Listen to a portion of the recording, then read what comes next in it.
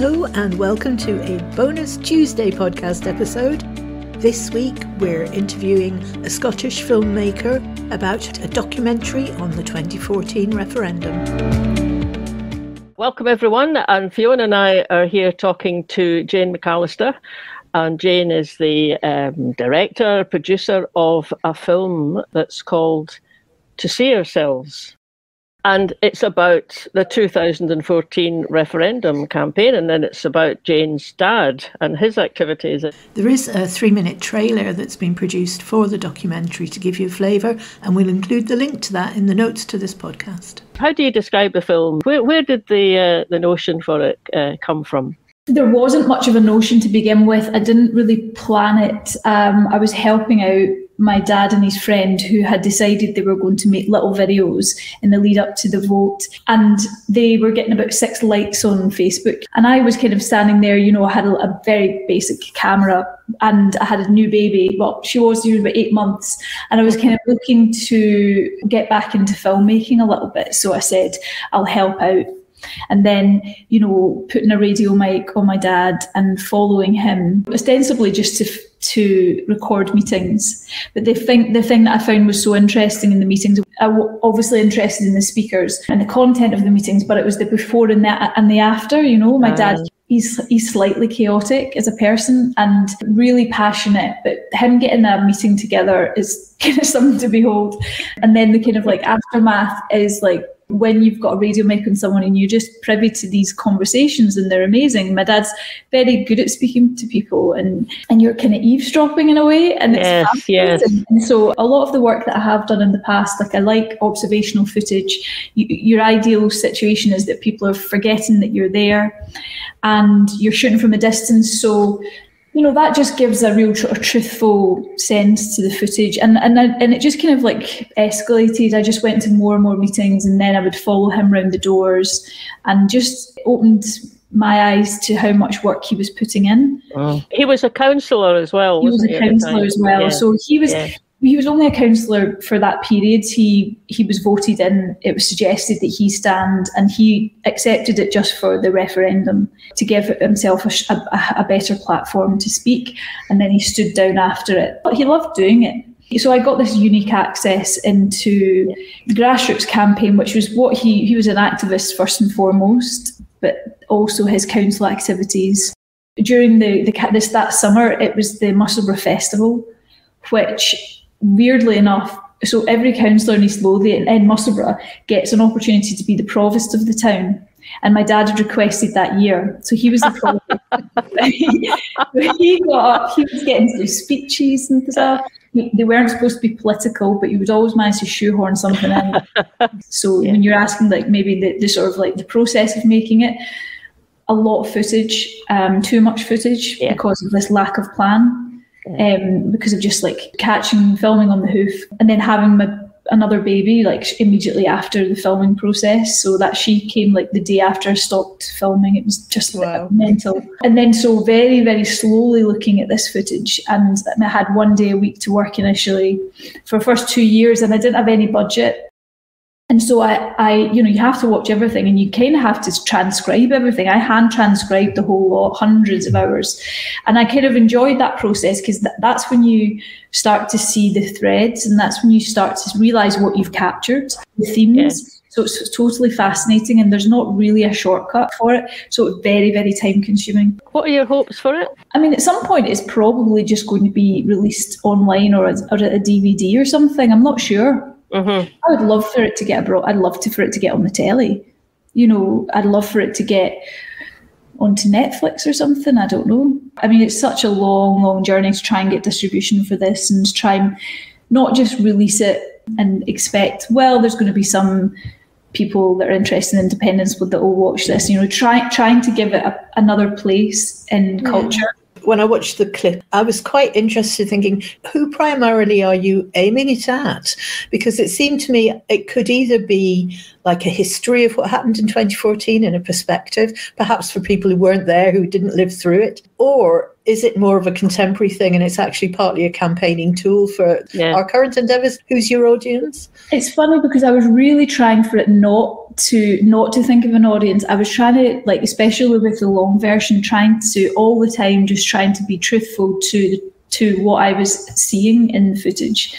Maybe looking at how my dad became an activist and what motivates him, and actually weaving in, I suppose, what I could see was his kind of holding of this ideal of social change, democracy for Scotland, and then how, like, every day just trips him up, like just trying to do things, trying to reach that goal is a struggle, because when you try to achieve anything that grand, like, day-to-day life just holds you back sometimes. And it was like trying to weave in the domestic life that he had at home and how tricky it was for my mum. Yeah, there's a little glimpse of that in the trailer, isn't there, when your mum sort of saying about how he's out all the time and he's doing this, he's doing that, actually. And I saw that little bit and thought, I bet my husband thinks that sometimes.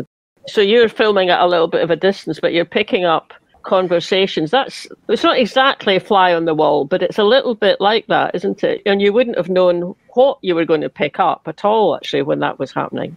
It's not like reality TV where you've got a massive budget and you get microphones everywhere and you can get so many things. You're limited to the interactions that are coming through Dad, my father, and that's actually a decision that I had to make quite early on in the filmmaking process. Like, I found out that I was pregnant again, and the baby was due a week after the vote, and I thought I can't actually do this film, so I stopped filming. And then I kind of felt, I don't know, things were just seemed to be like, so it seemed so historical, and I sort of crept back in a little bit, but then I felt it was overwhelming. I was like, how can I tell this whole story? It's too big, and then when I realised that if I just told it through this one person's experience, then it would be manageable for me, but it would also have a clarity that would kind of have a kind of universal quality, I think, because people understand human stories, they understand a personal journey. Yeah, it's very emotional, even just the clip. I mean, just watching it, because you know the outcome, you know that there's heartbreak awaiting for this man, and you're watching it, and I could feel my stomach kind of tightening. So I thought, oh no, he's going to get such a letdown. Which, that emotional story, you're right, because it's focused through an individual that you can relate to, is very powerful. And I guess, given the outcome of the referendum, it was always going to end up in that spot, wasn't it?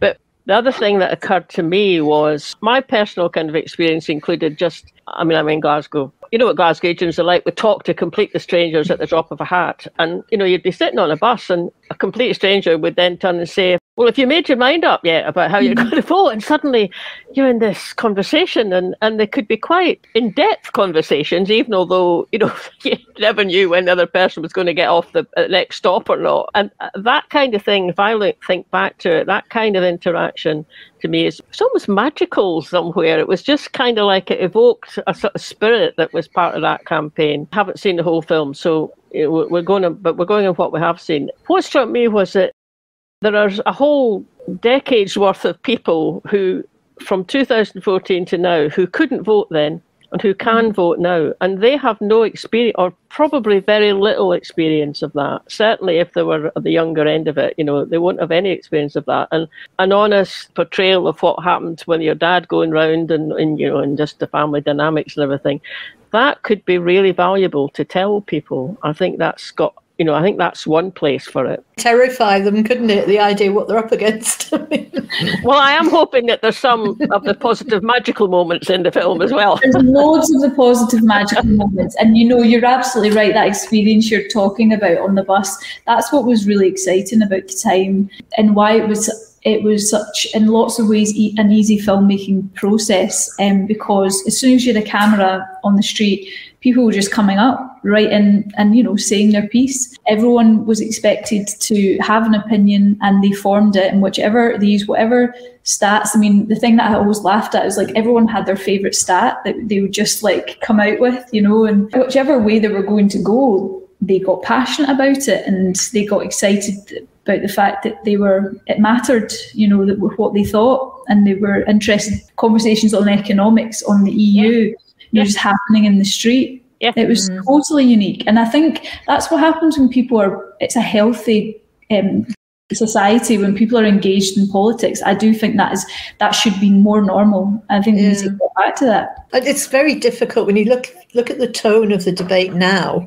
compared to, I think, in 2014, although people had opinions, it seemed to me that people were much more open to either listen to somebody else's point of view and perhaps change their opinion as they went along. Whereas now, the number of people genuinely undecided, I think, is probably quite small. And it's much harder to have that conversation. But is there anything that you've sort of learned through this process of doing your film that you think can feed into the new campaign? What do you think worked? What do you think we could take forward?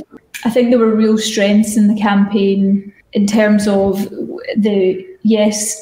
activists had actual feet on the ground, and they had people willing to go around the streets, whereas the No campaign didn't. So the No campaign had a lot more money, and they were using the phones, and they were using, post, but they were using the postman to deliver, and the Yes people were out in the streets delivering themselves. Now that is such hard work, but it might be the only thing we've got above. That really going right in the conversation. Everyone says the conversation on the doors. I do think it is the one, because people don't get that many visitors anymore, and people that are coming to your door, like Amazon delivery drivers who are in a rush, or somebody come and read your gas. Whereas if you go around and actually are open just to have a nice chat with people, I think they appreciate it. We always make a point, if you're out leafleting and somebody's working in their garden or cutting their hedge or washing their car or whatever, always stop and chat to them, even if it's just about the weather.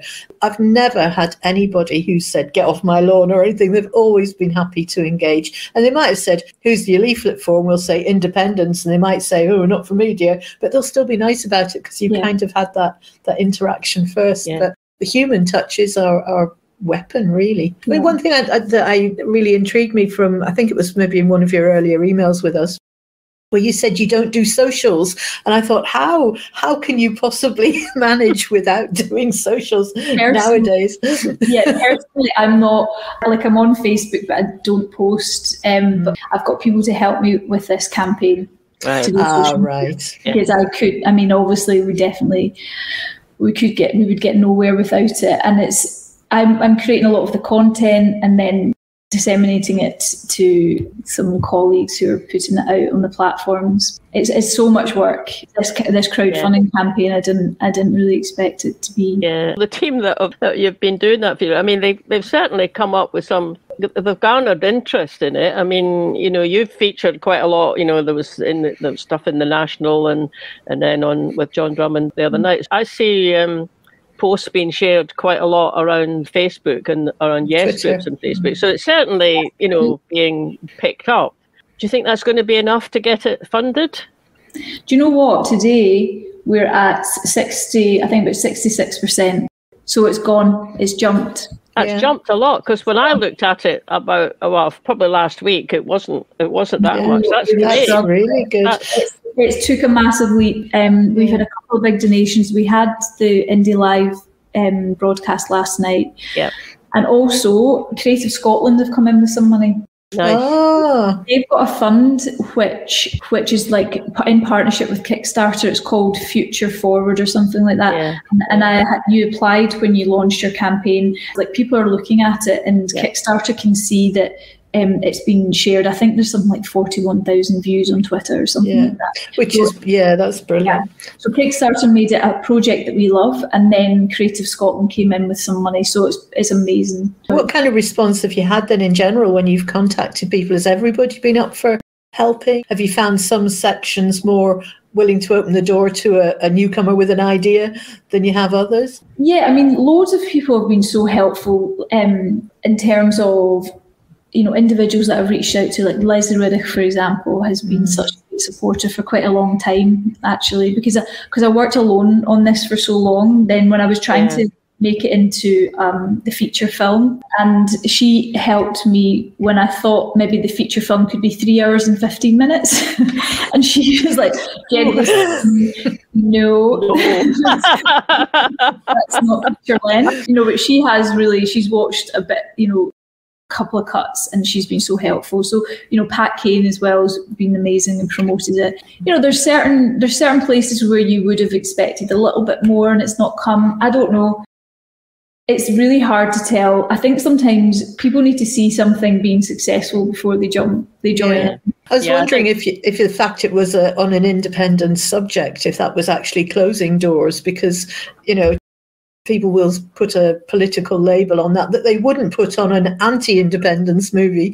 I know. I mean, it's really tricky because I honestly, I wish that I hadn't had to do the crowdfunder. I wish that it had professionally, you know, been funded in a professional way, which would have been through Screen Scotland, or, you know, it would have had like a broadcast interest from the BBC. But, you know, the BBC told me that they would have to have an equivalent observational film made by a union supporter about a union family, you know, to have the absolute balance. Just, you know, madness, isn't it? This sort of their definition of balance is so restrictive to everybody. I mean, everything else that they put out, I would argue, is the opposite.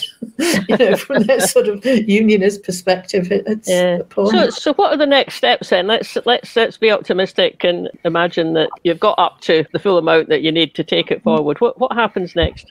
We need to go into post-production, so I need to be absolutely certain that it's picture lock, which having watched it recently, I know there's some changes that I want to make. There's always changes. It's like painting the fourth road bridge, rail bridge, whatever, you know, people say it's just like you get to the end and then you want to go back again. But I need to stop. But yeah, that'll be a last sort of pass. And then we have to go back into the post-production house and do some final mix and some colour work. And then, so we've got some screenings lined up actually for September. We've got Eden Court. So we wanted to do north, south, east and west and a central belt premiere. So we've got them lined up. Eden Court in the north. We've got hopefully the DCA in the east, so it's not confirmed yet. Oh, we were there a couple of weeks ago. That's a lovely venue. Yeah, that's a really nice amazing venue. If we go for it. I mean, if they don't go for it on their programme, we can hire it. And then we've got Oban Phoenix that are taking it on. So that's like a lovely community cinema. And the Robert Burns Centre in Dumfries. We're hoping for the GFT. I mean, I can't... I was just sitting here thinking, that's the kind of thing the GFT might do. Yeah, we're really hopeful. We are in discussions. I've got a distribution producer who's working on that. So we wanted to really concentrate on making them really good screenings and having these debates afterwards, because that's the main thing that we've got from people watching it, that they need a conversation afterwards, because it's quite full on. You know, as they say, there is joy. You see this lovely this atmosphere. It's inspiring in lots of ways, but obviously you do know I couldn't change the ending. But there is, as much as I wanted to, as much as we would love to. I mean, I really believed I was filming this transforming of her. I mean, I was as much, you know, I was in the bubble, you know, as much as people were.